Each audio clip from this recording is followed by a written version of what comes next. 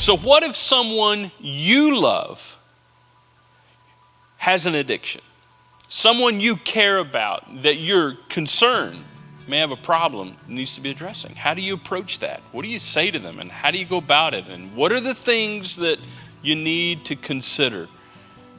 I mean, one thing is absolutely for certain is that addiction is all encompassing, and it affects everybody that it touches, and it touches more people than you can realize. It's not just a one-person thing. It affects the whole family. It affects friends. It affects the whole relational circle. So it's a lot to consider. But if you have someone that you care about that you feel like has a problem that needs to be addressed, we want to help.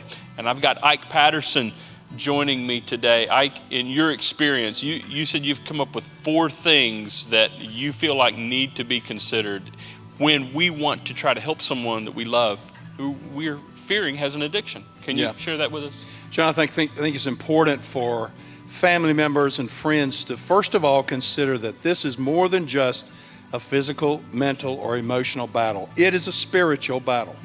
Anytime anybody is facing an addiction, the enemy is always, or Satan is always trying to keep you minimized, to keep you down in all things. So if you have a loved one that's in addiction, you need to begin praying, asking God to open their eyes, open your eyes to how you may be contributing to keeping the addict by your behavior. Just start seeing this as a spiritual battle that only God can remedy and only God can heal. If you start seeing it that way, then you're set to be able to help this person other than just your ways of being able to help them. So it's just bigger than a substance. Absolutely. It's bigger than a behavior. It's bigger than the addiction itself. Yeah, I think you said addiction is all encompassing, and it is.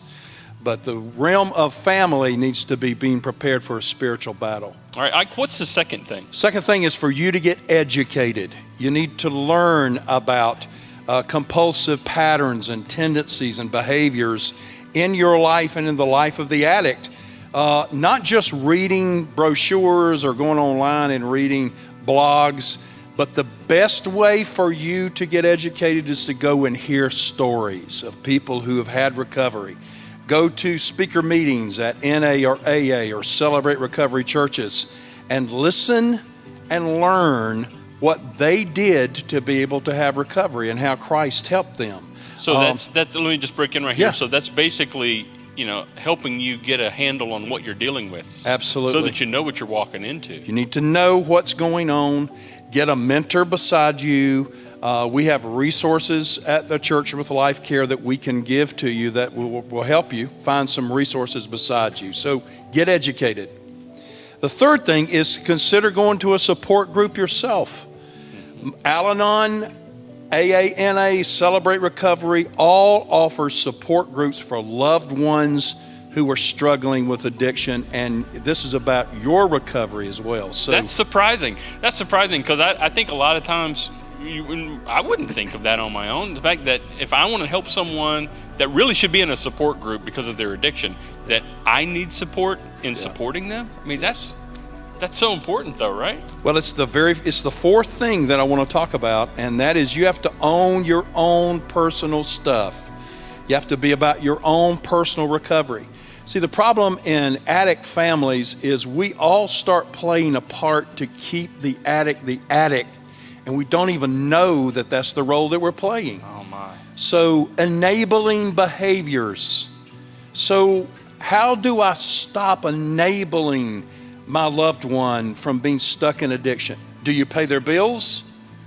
Do you take responsibility for them? See, all of this is enabling behavior that we're going to have to change.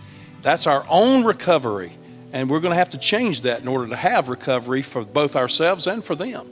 Second thing is the codependency pattern. You need to read about codependency. Is it because I'm got a fear that my loved one is going to die? Is it because I care about them so much that I need to rescue them or enable them? What is these patterns of codependency that we get tied into with addiction? Another area is for us to be willing to set boundaries. And we do this by learning how to have tough love in these relationships.